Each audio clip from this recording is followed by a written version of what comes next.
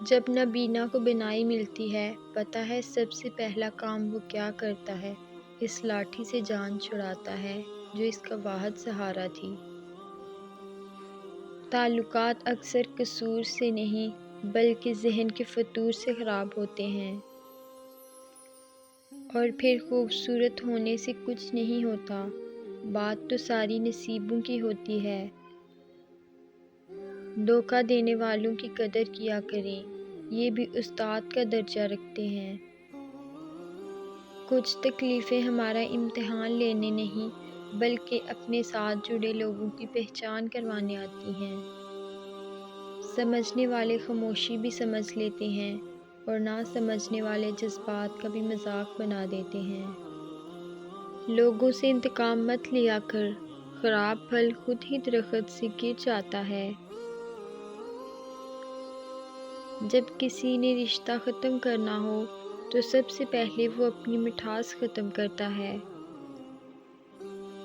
کہتے ہو کہ سب کے مطابق ہو جاؤں، یعنی کبھی مومن تو کبھی منافق ہو جاؤں۔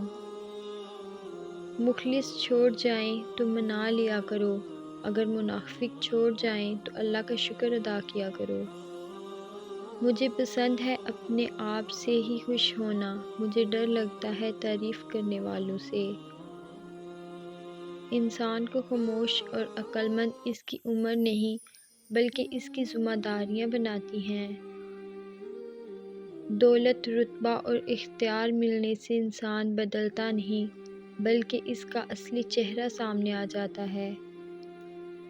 روٹھے ہوئے لوگوں کو تو منایا جا سکتا ہے لیکن بدلے ہوئے لوگوں کو نہیں۔ یوں غلط تو نہیں چہروں کا تصور بھی، لیکن لوگ ویسے بھی نہیں ہوتے جیسے نظر آتے ہیں۔ وقت کے سمجھانے کا طریقہ سخت اور تلخ ہو سکتا ہے، مگر وقت کی سمجھائی ہوئی بات ساری عمر کے لیے سمجھ آ جاتی ہے۔ سب سے بڑی جنگ تنہا بیٹھے شخص کا اپنے خیالات سے لڑنا ہے۔